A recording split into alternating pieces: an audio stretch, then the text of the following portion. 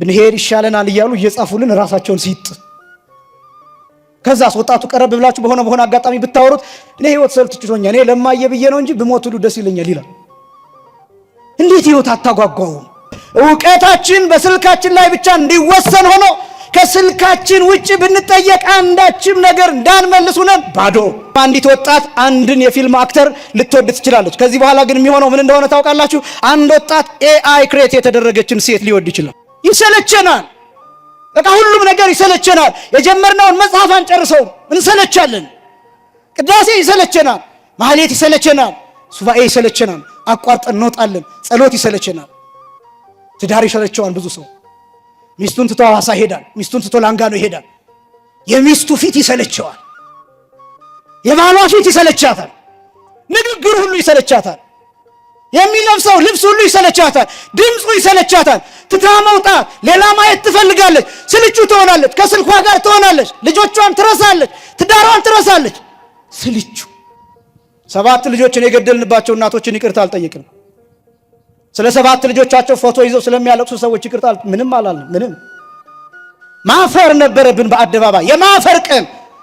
ምድሪቱ ተበክላለች። ሚመናል ምድሪቱ ተበክላለች። በስድብ ተበክላለች፣ በርግማን ተበክላለች፣ በመርዝ በቂም በጥላቻ በበቀል በመለያየት በመከፋፈል ተበክላለች። ሚመናል የምንማማርበት የትምህርት ርዕስ ፍሬ ቢሶች እንዳንሆን በሚል ርዕስ ይሆናል። ፍሬ ቢሶች እንዳንሆን። ይህንን ርዕስ ከቅዱስ ጴጥሮስ መልእክት ሁለተኛው መልእክት ምዕራፍ 1 ቁጥር 8 ላይ ያነሳሁት ቃል ነው። ኃይለ ቃሉ ቃል በቃል እንዲህ ነው የሚለው፣ ስራ ፈቶችና ፍሬ ቢሶች እንዳትሆኑ ያደርጓችኋል ነው የሚለው። ስራ ፈቶችና ፍሬ ቢሶች እንዳትሆኑ ያደርጓችኋል ይላል። እኔ እናንተም እንዳትረሱት ራሳችንም እንድንወቅስበት ፍሬ ቢሶች እንዳንሆን በሚል ርዕስ ቆይታ እናደርጋለን። በዚህ ርዕስ ደግሞ ማስተማር የወደድኩበት ምክንያት ያለንበት ዘመን ብዙ ደክመን ፍሬ የምናጣበት ፍሬ የማይታይበት በመሆኑ አንዳንድ ጊዜ ነፋስ እንደሚያወዛውዘው ሸምበቆ የምንሆንበት ነገር ስለሚበዛ መጽሐፍ ቅዱስ ይህን ሕዝብና ይህን ትውልድ ይህን ዘመን ይህን ወቅት እንዴት እንደሚገልጠው እሱን በማሳየት ሁላችንም ወደ ፍሬ እንድንመጣ ነው። መጽሐፍ ቅዱሱ እኛን እንዴት ይዳስሰናል? እምነት አለን የምንል ሰዎችን፣ ማተብ አለን የምንል ሰዎችን፣ ሃይማኖት አለን የምንል ሰዎችን፣ እንዲህ የሚያምር ህንፃ የሰራን ሰዎችን፣ እንዲህ የሚያምር መንፈሳዊ ግቢ ያለን ሰዎችን ምን እንድንጨምር ያዘናል ነው መጽሐፍ ቅዱሱ። በ40 ቀን በ80 ቀን የተጠመቅን ሰዎችን፣ ነጠላ ለብሰን የመጣን ሰዎችን፣ ካባ ለብሰን በዚህ የምንቆም ሰዎችን መጽሐፍ ቅዱሱ ምን ያዘናል ነው ነጥቡ። ካህን ነን የምንል፣ አገልጋዮች ነን የምንል፣ ሰባኪ ነን የምንል፣ ዘማሪ ነን የምንል፣ በመንፈሳዊ አገልግሎት ሁሉ የምንሳተፍ፣ ቀዳሽ ነኝ የሚል፣ ማህሌታዊ ነኝ የሚል ምን እንዲጨምር ያዛን ነው መጽሐፍ ቅዱሱ። ሐሳቡ እሱ ነው። ምክንያቱም ሁሉንም ስለሚመለከት በዚህ እምነታችሁ ላይ መጨመር የሚገባችሁ ነገር አለ፣ ይህንንም ደግሞ የምትጨምሩት በትጋት ነው ይላል። አንዱ ከብዙ ነገሮች ጋር እየተጋፈጥን ያለንበት ምክንያት የሚጠበቅብንን ነገር ባለማድረጋችን ነው። ጥቂቱን ነገር አግዝፈነዋል። ጥቂቱን ነገር በሚዲያ አግዝፈነዋል። ጥቂቱን ነገር በፎቶ አግዝፈነዋል። ጥቂቱን ነገር በካሜራ አግዝፈነዋል። ጥቂቱን ነገር በግጥምና በቅኔ እናገዝፈዋለን። በጣም ጥቂቱን ነገር ትልቅ አድርገን ስለምናሳይ ትልቁን ነገር ማድረግ አልቻልንም። ለዚህ ነው ምን ደነግጠው፣ ትልልቅ ሰዎች ሲነሱ ምን ደነግጠው፣ ታላቅ ነገር ሲደረግ ምን ደነግጠው፣ የተለየ ነገር በማህበረሰባችን ስናገኝ እጃችን አፋችን ላይ ምን ጭነው፣ ለዛ ነው ምን ደነቀው፣ ለዛ ነው። ይሄ ብቻም አይደለም፣ ታላላቅ ደጋግ ሰዎች ሲነሱ እነሱን ራሳቸውን ብለን ማጥፋት የምንፈልገው ከማህበረሰቡ የተለየ ደግነት ስለሚታይባቸው ነው። ብዙዎቻችን እንደዛ እናደርጋለን። ብዙ ርህሩህ ሰዎች፣ ብዙ አዛኝ ሰዎች፣ ለሀገር ውለታ የሚውሉ ሰዎች፣ ለቤተክርስቲያን ውለታ የሚውሉ ሰዎች፣ መልካም የሚያደርጉ ሰዎች በሆነ ጫጫታ እንዲጠፉ ይደረጋል። በሆነ ጫጫታ እንዲሸማቀቁ ይደረጋል። ለኛ እንግዳ ነዋያ፣ ለሰይጣን እንግዳ ይሆንበታል በጎ ነገር፣ ለሰይጣን እንግዳ ይሆንበታል መልካም ነገር። ክርስቶስ ጻድቅ ሆኖ በተገለጠበት ዘመን ሰይጣን ደንግጧል። እንቅ ሆኖ ብርሃን ሆኖ ፀሐይ ሆኖ የዓለምን ኃጢአት ሲገልጥ፣ የፈሪሳውያንን ኃጢአት ሲገልጥ፣ የእነሱን ግብዝነት የእነሱን ማስመሰል ሲያሳይ ደነገጡ። የእነሱ የእሪያ መልክ ታየባቸው። ስለዚህ እንቁን ጠቅጥቆ ሰብሮ ማጥፋት ፈለጉ። የጌታ ብቻ አይደለም፣ የዮሐንስ መጥምቅ እንደዛ ነው፣ የእመቤታችን እንደዛ ነው። በዚህ ምክንያት ብዙ ወጣቶች ራሳቸውን ሲጥ እያደረጉ ይገላሉ፣ ራሳቸውን ከፎቅ ይወረውራሉ፣ በ10 ብር ገመድ ነፍሳቸውን ያሳልፋሉ። ለምን እንደሆነ ታውቃላችሁ? ከኛ መንፈሳዊ በጎነት ጠፍተዋል፣ መንፈሳዊ ርህራሄ ጠፍተዋል።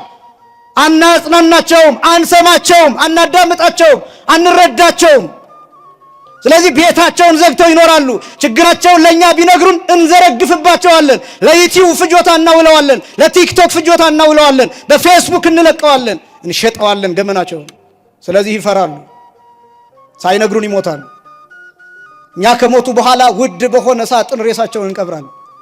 ስላሟሟታቸው የተለያየ ነገር እናወራለን። አንዱ በዚህኛው እንዲህ ሆኖ ነው አሉ፣ ከባሏ ጋር እንደዚህ ፍቅረኛ ነበራት አሉ፣ አይደለም ከእናት ከአባቷ ጋር አይደለም፣ ይጣራ፣ ራሷን ያጠፋችበት ምክንያትማ እንዲህ መሆን አለበት። የየራሳችንን ትንታኔዎች እንሰጣለን። ሰውየው በህይወት እያለ አናውቀው፣ ሴትየዋ በህይወት እያለች አናውቃትም። ልንረዳቸው ዝግጁ አይደለም። ኦርቶዶክስ ሆነን ለሌሎች ተስፋ መሆን አልቻልንም። የመኖር ተስፋ፣ የመኖር ምክንያት፣ የህይወት ምክንያት፣ የመዳን ምክንያት፣ የመጽናናት ምክንያት፣ የዚህ ምክንያት መሆን አልቻልንም። በብዙ ነገር ወደቅን። ስለዚህ ወጣት ረገፈ። ታቦት ይዘን መውጣታችን መልካም ነው። በዓለ ጥምቀትን ማክበራችን መልካም ነው። ሰው ግን እየሞተበት ነው። እዚህ መድረስ ካልቻልን ንስሐ መግባት ብቻ አይደለም ይመናል፣ መልካም ነው ይሄ። ስጋው ደግሞ መቀበል ብቻ አይደለም ይመናል፣ መልካም ነው ይሄ። ከዚህ ማለፍን ግን ይፈልጋል። ጎረቤትህን ጠይቀው፣ ጎረቤትህን ጠይቃት፣ ድረስለት፣ ድረስላት። ለሚራበው ሰው ድረስለት በምትችለው። እንዳይለምን ፈርቶ አሁን በረሃብ የሚሞት ሰው በጣም ብዙ ነው። በጣም ብዙ ሰው እየተጨነቀ የሚሞት፣ እየተቸገረ የሚሞት፣ አፍሮ የሚሞት፣ ተሸማቀው ልጃቸውን የሚያሳድጉ ለልጆቻቸው ሰተውነቱ ጾማቸውን የሚያድሩ እናቶች፣ ሽንኩርት ሽጠው ቲማቲም ሽጠው ልጆቻቸውን የሚያሳድጉ፣ እንጀራ ሽጠው በችግር ተጠብሰው የሚያሳድጉ እናቶች ያሉባት ሀገር ናት። እንደምታውቁት ለመለመን አፍረው ርር እያሉ የሚሞቱ ብዙ ናቸው። በጎነት ያስፈልጋል ለምድሪቱ። ምድሪቱ ተበክላለች። ሚመና ምድሪቱ ተበክላለች። በስድብ ተበክላለች። በርግማን ተበክላለች። በመርዝ፣ በቂም፣ በጥላቻ፣ በበቀል፣ በመለያየት፣ በመከፋፈል ተበክላለች። ሚመናን እኔና እናንተ በመልካም ቃል ካላከምናት፣ በምስጋና ቃል ካላከምናት፣ ካልቀደስናት፣ በእርቅ ቃል፣ በፍቅር ቃል፣ በሰላም ቃል ካላደስናት ምድሪቱ ተረግማለች። ውሃው ተረግሟል። አየሩ ተበክሏል። ውሃው ተበክሏል። ይሄ ነው ክርስቲያን ማለት። በምድር ላይ ሲኖር በሚኖርበት ምድር የሚኖርበትን ምድር መቀደስ መቻል ነው። ታቦት ይዘን የምንወጣው በጥምቀት ለዚያ ነው። የአደባባይ በዓላት የምናከብረው ለዚያ ነው። መስቀልን የምናከብረው ለዚያ ነው። ምድሪቱ እንድትባረክ።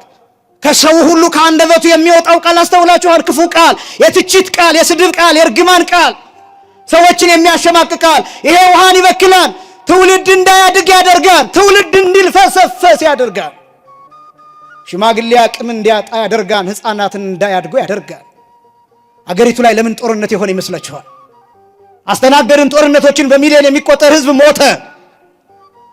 አንዳንዱ ሳይቀበር ጅብ ጎተተው ሬሳውን። ማተብ ያሰረ፣ መስቀል ያሰረ፣ በእግዚአብሔር ስም የሚምል፣ በጽዮን ስም የሚምል፣ በእመቤታችን ስም የሚምል ተነባብሮ ተቀበረ አንድ ላይ። አንዳንዱን ውሃ ወሰደው።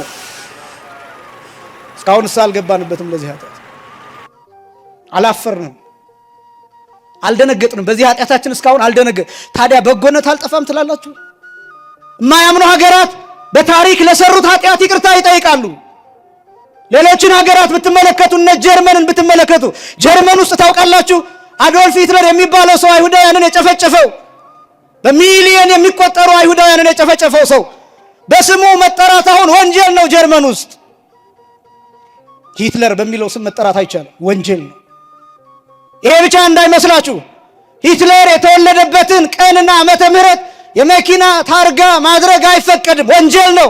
ለምን? አፍረውበታል። እሱ የሰራውን ኃጢአት እንደ ሀገር ያፍሩበታል። እና እሱ የተወለደበትን ቀንና ዓመተ ምህረት እየታየ የመኪና ታርጋ ቁጥር ሆኖ ማገልገል አይችልም። ያን ያደረገ ሰው ይታሰራል፣ በወንጀል ይጠየቃል። ይሄ ብቻም አይደለም፣ በዘመኑ የነበረውን የሂትለርን ወይም የናዚን ፓርቲ ምልክት ማሳየት አይቻልም፣ ወንጀል ነው፣ ያሳስራል። አሁን ድረስ ለምን? ያፍሩበታል። ይሄ ብቻ እንዳይመስላችሁ፣ አሁን ያሉት ወጣቶች፣ አሁን የሚወለዱት ልጆች ምን እንደሚያደርጉ ታውቃላችሁ? አበባ ይዘው እዛ ሀገር ሄጄ ነው የነገሩኝ። በነገራችን ላይ ጀርመን አገልግሎት አሁን ያሉት ወጣቶች፣ አሁን የሚወለዱት ልጆች አበባ ይዘው ሂትለር ያስፈጃቸው የአይሁዳውያን መቃብር ላይ ሂደው አበባ ይዘው ተደፍተው ይቅርታ ይጠይቃሉ፣ ሶሪ ይላሉ። ያኔ እንደ ሀገር ያበርንበትና አንድ የሀገር እብድ የነበረበት ጊዜ ነው። በዚህ ምክንያት ያለ ፍትህ ተጨፍጭፋችኋልና ይቅርታ ብለው ይቅርታ ይጠይቃሉ፣ መቃብራቸው ላይ ሄደው። እኛ ይቅርታ አልጠየቅንም። 7 ልጆችን የገደልንባቸው እናቶችን ይቅርታ አልጠየቅንም። ስለ 7 ልጆቻቸው ፎቶ ይዘው ስለሚያለቅሱ ሰዎች ይቅርታ ምንም አላልንም። ምንም ማፈር ነበረብን። በአደባባይ የማፈር ቀን፣ ዝም የማለት ቀን መኖር ነበረበት። የመሸማቀቅ ቀን፣ አንገት የመድፋት ቀን መኖር የለበት። ስለዚህ አይደለም እያወራሁ ያለሁት፣ ስለ ሁሉም፣ ስለ ሞተ ሁሉ። ስለዚህ ማፈር አንገት እንደማፈጥ ቀን መኖር ነበረበት። ግን አላደረግንም። ያን በጎነት ከምድራችን ተወስዷል። እምነት ብቻውን አያድንም። እምነት ብቻውን አያድንም። ሃይማኖት ብቻውን አያድንም። ማተብ ብቻውን አያድንም። መስቀል ብቻውን አያድንም።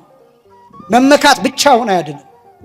ምግባር ይፈልጋል፣ ስራ ይፈልጋል። በእምነት ላይ ክርስቲያናዊ ምግባር መጨመርን ይፈልጋል። ምእመናን አባቶቻችን ደጎች ናቸው። የመጣውን ሰው ሁሉ ተንበርክከው እግሩን አጥበው ያበላሉ። ደጎች ናቸው። ከአልጋቸው ወርደው መኝታቸውን ለቀው ያስተኛሉ። ደጎች ናቸው። ያ ደግነት ያ በጎነት አሁን ከኛ ተወስዷል። አንተማመንም፣ እርስ በርሳችን እንጠራጠራለን። ያን በጎነት እንመልሰው። በእያንዳንዳችን ውስጥ በጎነት ይኑር። በእምነታችን ላይ ይህን እንጨምር። የመጀመሪያው እሱ ነው። ሁለተኛ ዕውቀት መጨመር ያስፈልጋል ይላል ቅዱስ ጴጥሮስ። በእምነት ላይ ዕውቀት መጨመር አለበት ይላል። ዕውቀት ምንድነው ከተባለ ማስተርስ አይደለም፣ ስለ ዲግሪ አይደለም። ዕውቀት ፒኤችዲ አይደለም፣ ስለ ዶክትሬት አይደለም የምናወራው። ዕውቀት የሚባለው መረዳት ነው፣ መስማት ነው። ስለ እግዚአብሔር ቃል መሰረታዊ ነገር መያዝ ነው። ስለ አምላክ ማወቅ ነው። ስለ ፈጣሪ ማወቅ ነው። ስለ ሃይማኖት ማወቅ ነው። ስለ ክርስትናው መረዳት ነው። ምን ይፈልጋል ክርስትና? ምን ይፈልጋል ኦርቶዶክሳዊነት? በዚህ ዘመን በጣም ብዙ ወጣት እየሞተ ያለው እየወጣ ያለው ከሃይማኖት እየፈለሰ ያለው ስለ ሃይማኖቱ በቂ ዕውቀት ስለሌለው ነው። መስማት ስለማይፈልግ ነው። አንዳንዱ ንቆም ተኮፍሶ ነው የሚመጣው። እዚህ ዕውቀት የሌለ የሚመስለው ሰው ብዙ ነው።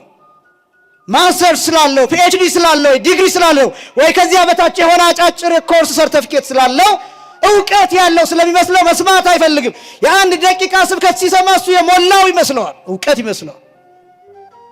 ለዚህ ምክንያት ብዙ ሰው ተኮፍሶ ይኖራል። ብታውቁት ምን ችግር አለው? ወጣቶቹ ስለ ቅዳሴው ብታውቁ ምን ችግር አለው? ሰዓታቱን ብታውቁት፣ ዜማውን ባትሉት እንኳን ብታነቡት ምን ችግር አለው? ድጓ አሁን ታትሟል። ማዜማ አይጠበቅባችሁም፣ ግዴታ አይደለም። ግን ድጓውን ብታነቡት ምን ችግር አለው? ጾመ ድጓው በአማርኛም በግዕዝም አለ። አሁን በምትችሉት ቋንቋ ብታነቡት ምን ችግር አለው? ምን ችግር አለው? እያስቀደሳችሁ ምን ማለት እንደሆነ አባቶችን እየጠየቃችሁ ቤተክርስቲያኗን ውስጥ ብታውቋት። ብዙ ሰው እኮ ውጭ እየቀረ ነው። አሁን እሁድ ወንጌል ለማስተማር ብለን እየተጣደፍን ቅዳሴውን እንጨርስና ወጥተን ብዙ ህዝብ እናገኛለን። ብዙ ህዝብ ግን የሚገባው እግዚኦታ ሲባል ነው። ቤተክርስቲያን ውስጥ መግባት አይፈልግም አብዛኛው። ከዚያስ በዚያ ቀን የተማረው ሰው ሳምንት እንዲቆርብ እንጠብቃለን፣ ንስሐ እንዲገባ እንጠብቃለን፣ ገብቶ ውስጥ እንዲያስቀድስ እንጠብቃለን። የለም ያ ሰው እንደገና ሳምንት መልሰን ለትምህርት እናገኘዋለን፣ እንደገና መልሰን ለጉባኤ እናገኘዋለን። ለውጥ ከሌለ መመለስ ከሌለ ወደ ውስጥ መግባት ከሌለ ምን ትርጉም አለው ብላችሁ ታስባላችሁ? ዕውቀት ያስፈልጋል። ዕውቀትን አሁንም የኛ ሊቃውንት በሶስት ይከፍሉታል። ስጋዊ፣ መንፈሳዊ፣ ነፍሳዊ ዕውቀት ብለው ያስቀምጡታል። ስጋዊ ዕውቀት የሚባለው ማንኛውም አይነት ዕውቀት ስጋዊ ይባላል። መንፈሳዊ ዕውቀት ተብሎ የሚጠራው ረቂቁ ዕውቀት፣ ስለ ቅዱሳት መጽሐፍት ያለን ዕውቀት እሱ መንፈሳዊ ዕውቀት ተብሎ ይጠራል። ነፍሳዊ ዕውቀት የሚባለው ግን ከሞት በኋላ ያለው ነፍስ ብቻ የምታውቀው ዕውቀት። ለምሳሌ መንግሥተ ሰማያት የዘላለም ሕይወት ነፍሳዊ ዕውቀት ነው የሚባለው። እንደ ስጋውን ብነግራችሁ ለእኔም ቢነገረኝ አይገባኝም። ቅዱስ ጳውሎስ ሲናገር ምን እንደሚል ታውቃላችሁ?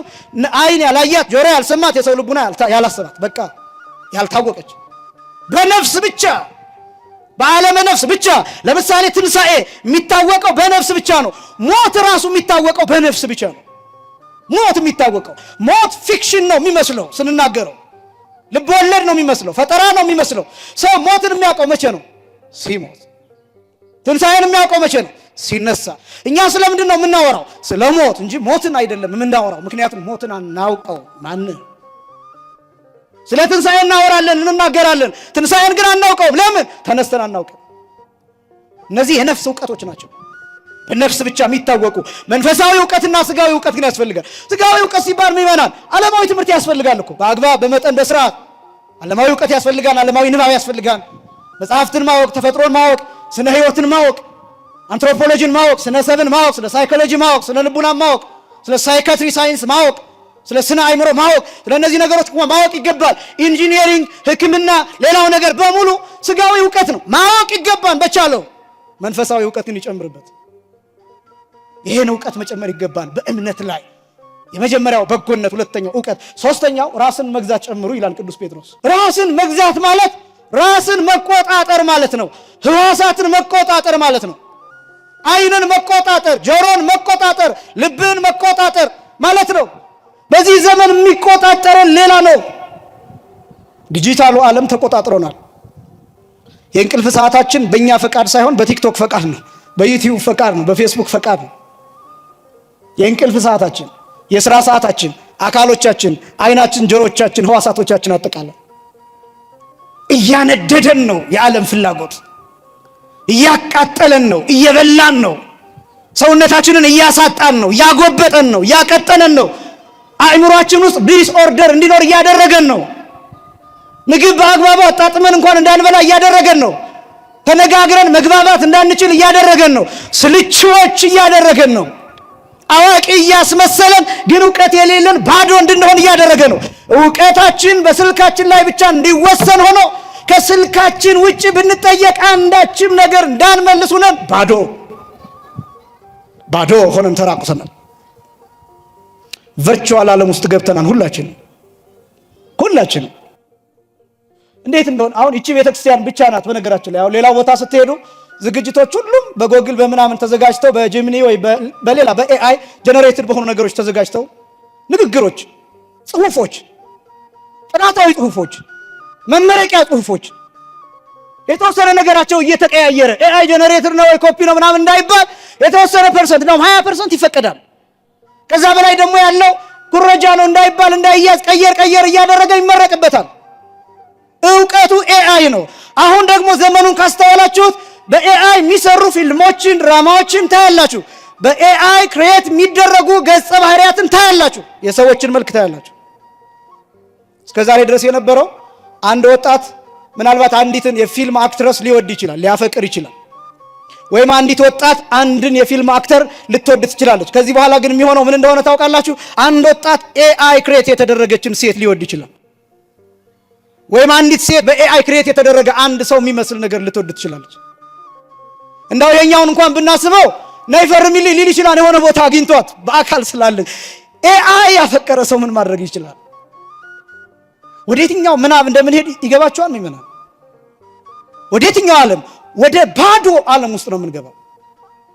ወደ ባዶ ዓለም ውስጥ ከሪያሊቲ መውጣት። ሞደርኒዝም በነገራችን ላይ ዴፊኒሽኑ ይሄ ነው። ሞደርኒዝም ማለት ከኦሪጂናሊቲ መውጣት ማለት ነው። ከእውነተኛ ነገር መውጣት። እነዚህ ካሜራዎች ታያቸዋላችሁ፣ ውድ ናቸው። የእነዚህ ካሜራዎች ዓላማ ውድ መሆን ዓላማው ሪዞሉሽናቸው በጣም ኢምፕሩቭድ የሆኑ በደንብ የተሻሻሉ የኔን ምስል እንደ እውነቱ እኔን ማሳየት አይደለም፣ እኔ እናንተ ከምታዩኝ ከእውነታው በላይ ጥሩ አድርጎ ማሳየት ነው። እነዚህ ካሜራዎች አለ። ፊልሞች እንደዛ ናቸው። ፊልም የሚሰሩ ሰዎች እንደዛ ናቸው። በአካል ስታዩዋቸውና በፊልም ስታዩዋቸው ይለያያሉ። ለምን እንደዛ እንደሚሆኑ ታውቃላችሁ? ሻዶ የሚባል ነገር እንዳይኖር፣ የጥላ ነገር እንዳይኖር፣ ፊታቸው ላይ ምናምን እንዳይኖር፣ ላብ እንዳይታይ፣ ጥቁር ነገር እንዳይኖር ታለቅሞ ምናምን ኤዲት ተደርጎ ከእውነታው አልፎ ነው የሚታይ። መጨረሻው ምንድን ነው? እውነት የሚመስል ግን እውነት ያልሆነ ነገር እየተከተሉ መጨረሻው ላይ ምን እንደመሆን ጉም እንደመዝገን ባዶ ዓለም ውስጥ መግባት። የዘመናችሁ ሊመስላችሁ ይችላል። ጥሩ ስልክ በተጠቀማችሁ ቁጥር ብዙዎቻችን ምንድነው የምናደርገው? ስልክ አንስተን ፎቶ አንስተን የራሳችን ፎቶ ሲያስጠላን የምናደርገው ምንድነው? ኢፌክት እንጨምርበታለን፣ ብራይትነስ እንጨምርበታለን፣ አንዳንድ ነገሮች እናደርግበታለን። ምን እንደሆነ ትርጉሙ ታውቃላችሁ? የእናንተን እውነት ትጠሉታላችሁ። የእናንተን እውነተኛ ነገር ትጠሉታላችሁ። የእናንተን እውነተኛ ነገር ኤዲት ታደርጉታላችሁ። እውነት ያልሆነውን እውነት አስመስላችሁ ትሸጡታላችሁ። ወደ ባዶ ዓለም እንሄዳለን። ወደ ባዶ ዓለም ነፋስን መከተል፣ ጉምን መዝገን፣ ወደ ከንቱ ዓለም የሰለጠንን እየመሰለን እየጠፋን ነው። እግዚአብሔር ለሁላችንም ማስተዋልን ያድለን። ራስን መግዛት የሚባለው ይሄን መረዳት ነው። የመጀመሪያው ይሄን መረዳት መቻል። በቤተክርስቲያን ትምህርት ማህሌት የሚቆመው መሪ ጌታ ስልክ ማየት አይችልም። ቅዳሴ የሚቀድሰው ካህን ስልክ ማየት አይችልም። ጎግል ላይ ሰርች እያደረገ አይደለም የሚቀድሰው፣ በቀጥታ ነው የሚሳተፈው። የማያውቅ ከሆነ ቅዳሴ አይገባም። የማያውቅ ከሆነ ድምፅ ማጉሊያው አይሰጠውም። የማያውቅ ከሆነ ማህሌት አይቆምም። ይቺ ቤተክርስቲያን እውነቱን ተሸክማለች። ለዚህ ነው ለዓለም ኦልዲሽ የምትመስለው ቤተክርስቲያኗ። ያረጀች የምትመስለው። ለዚህ ነው ምክንያቱም እውነታውን ይዛ ነው የምትቀጥለው። አሁንም ትቀድሳለች፣ ድሮ የምትቀድሰውን ቅዳሴ አሁንም 2 ሰዓት 3 ሰዓት ትፈጃለች። አሁንም ካህናቱ ከምሽቱ 1 ሰዓት እስከ ጠዋት ማህሌት ይቆማሉ። አሁንም አደራረስ ያዜማሉ፣ አሁንም ድጓ ያዜማሉ፣ አሁንም ጸመ ድጓ ያዜማሉ። አሁንም ቅዳሴው ሳይቆራረጥ ይቀደሳል፣ አሁንም ስብከቱ ሳይቆራረጥ ይሰበካል። ይቺ ቤተ ክርስቲያን ብቻ በዓለም ላይ ጥንታዊነትን እውነትን ጠብቃ ትኖራለች። ክብርና ምስጋና ለአምላካችን ይሁን። ይቺ ቤተ ክርስቲያን ጥቂት ደቂቃዎችን ዝም ብላችኋል። ዝም ያላችሁት እዚህ ብቻ ነው።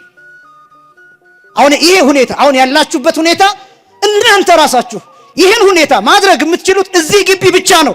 ስብሰባ ቦታ በፍጹም አታደርጉትም። ሆቴል ብትሄዱ የሆነ ጸጥ ያለ ቦታ ልዝናና ብላችሁ ብትሄዱ በፍጹም አታደርጉትም። ሐይቅ ዳር ብትሄዱ የሆነ መዝናኛ ቦታ ብትሄዱ በፍጹም ይሄን አታደርጉትም። ጥቂት ደቂቃ ዝም ልትሉ ትችላላችሁ። ከዚያስ ወይ አጠገባችሁ ያለውን ሰው ታወራላችሁ ወይ ስልካችሁን ታነሳላችሁ። እዚህ ስትሆኑ ዝም ትላላችሁ፣ እግዚአብሔርን ብቻ ትሰማላችሁ። ክብርና ምስጋና ለአምላካችን ይሁን። ራስን መግዛት ልምምድ ያለው እዚህ ቤተክርስቲያን ብቻ ነው። ክርስቲያን ስትሆን ራስን ትገዛለህ፣ ራስን ታውቃለህ፣ ሰውነትን ታዘዋለህ፣ ዓይንህን ወደ እግዚአብሔር ትልከዋለህ፣ አይምሮህን ለቅዱሳት መጽሐፍት ክፍት ታደርጋለህ፣ ልብህን ለእግዚአብሔር ፍቅር ትከፍተዋለህ፣ በንስሐ አባትህ ዝቅ ትላለህ፣ በታቦቱ ፊት ትበረከካለህ፣ ትሰግዳለህ። ራስህን ታስገዛለህ፣ ራስህን ትገዛለህ፣ ራስህን ታዛለህ። የዚች ቤተክርስቲያን አካል ስትሆን ብቻ፣ ኦርቶዶክሳዊ ስትሆን ብቻ። ሌላ ቦታ ከሆንክስ አሜን ብለህ ትነሳለህ፣ ትረብሻለህ፣ በዙሪያ ያለውን ሰው ትረብሻለህ። እዚህ ቦታ ስትሆንስ ጸጥ ብለህ ትሰማለህ፣ ራስህን ትገዛለህ። አንድ ሰው ይናገራል፣ ሌላው ይሰማል። ሁሉ በአግባብና በስርዓት ይሁን ብሎ ቅዱስ ጳውሎስ እንደተናገረው ይቺ ቤተክርስቲያን ራስን መግዛት ታስተምረናለች። ሌላው ቀርቶ ይሄ ሁሉ ህዝብ አለ፣ አንድ ድምፅ አይሰማም። የሚራመዱ ሰዎች በቀስታ ይራመዳሉ። ለምን? ክብደታቸውን ይቆጣጠራሉ። ራስን መግዛት ይቺ ቤተክርስቲያን ታስተምራለች። በእምነታችሁ ላይ ይሄን ጨምሩ። አንደኛ በጎነትን፣ ሁለተኛ ዕውቀትን፣ ሶስተኛ ራስን መግዛት፣ አራተኛ መጽናትን። መጽናት በተለይ ደግሞ በዚህ ዘመን እጅግ በጣም አስፈላጊ ከሆነው ነገር፣ ሁልጊዜም አስፈላጊ ቢሆንም በዚህ ዘመን ግን መጽናት የሚባል ነገር የለም። ሰዎች ተጋብተው በሳምንቱ ይፋታሉ። አንድ ዜና ሰምቻለሁ በቅርብ። ተጋብተው በተጋቡ በሳምንቱ ተፋቱ። በጣም ብዙ ሰዎች ፍቅር ጀምረው የሆነ ጊዜ ላይ በጣም በጥሩ ፍቅር አሉ የሚባሉ የሚነገርላቸው ሰዎች ከሆኑ ቀናት በኋላ ይለያያሉ። አሳዛኙ ደግሞ መለያየታቸው ብቻ አይደለም፣ የተለያዩበትን ታሪክ በየፊናቸው ይተርካሉ። አሳዛኙ ይሄ ብቻ አይደለም። እሷ የሱን ገመና በሌላ ሚዲያ ትናገራለች፣ እሱ የሷን ገመና በሌላ ሚዲያ ይነገራል። በሁለቱም በኩል ገመናቸው ይሸጣል።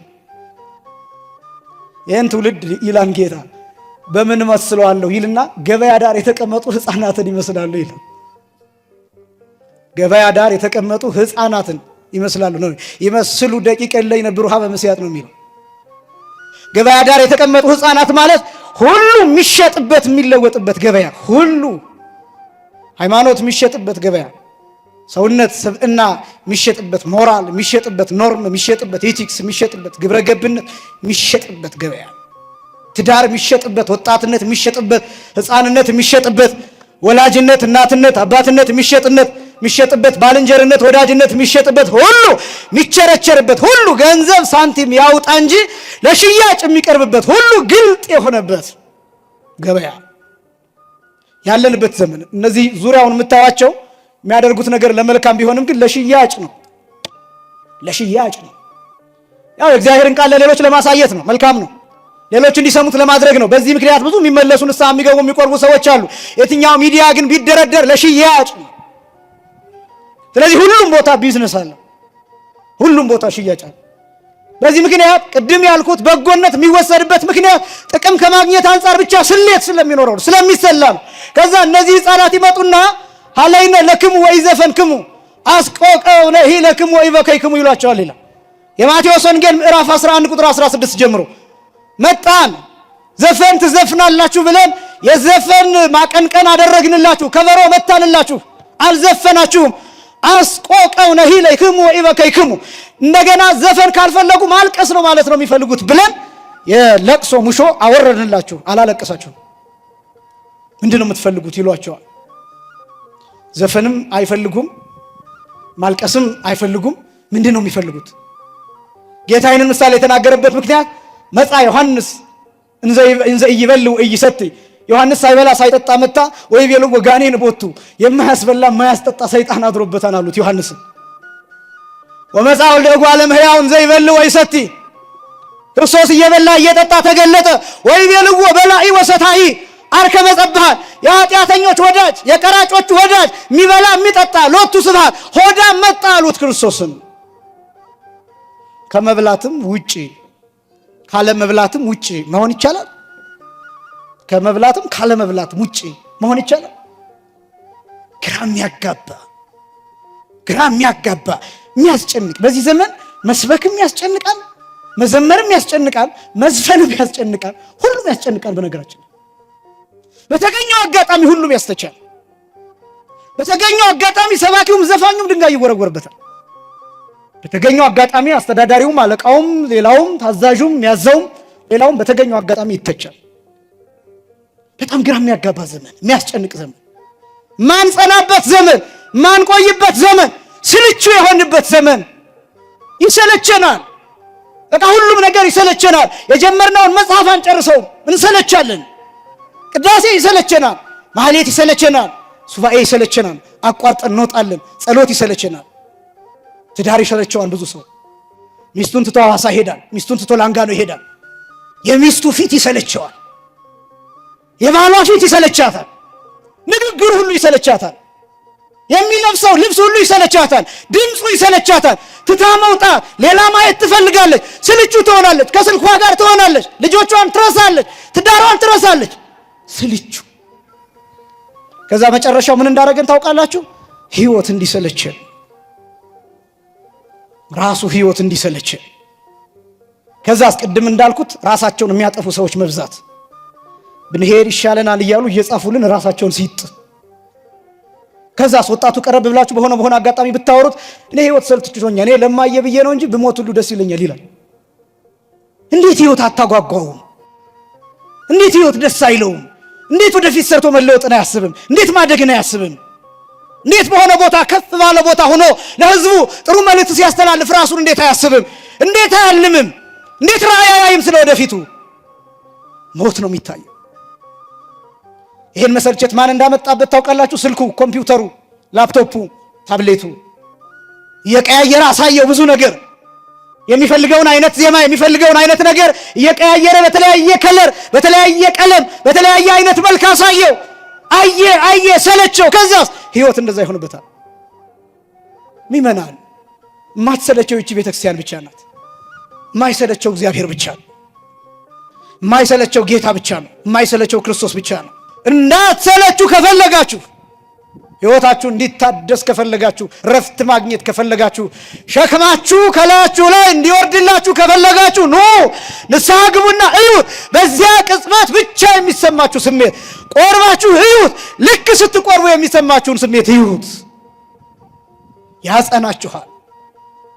ያጸናችኋል፣ ከፍታን ይነግራችኋል፣ ንስርነትን፣ ከሁሉ በላይ መሆንን፣ ሰማይ ማሰብን፣ የዘላለም ህይወት ገንዘብ ማድረግን እሱን ይሰጣችኋል። ልክ ስጋውና ደሙን ስትቀበሉ በሰውነታችሁ ክርስቶስ ሲሰራጭ ይሰማችኋል። ከራስ ጠጉራችሁ እስከ እግር ጥፍራችሁ ያለው አካል ከክርስቶስ ጋር ሲዋሃድ፣ ሲሰፋ፣ ሲሰራ፣ ሲሸመን ይታወቃችኋል። ወደዚህ ህይወት ቅረቡ። ይህን ህይወት የሰጠን አምላካችን የተመሰገነ ይሁን። ክብርና ምስጋና ለስሙ አጠራር ይሁን። አመስግኑ።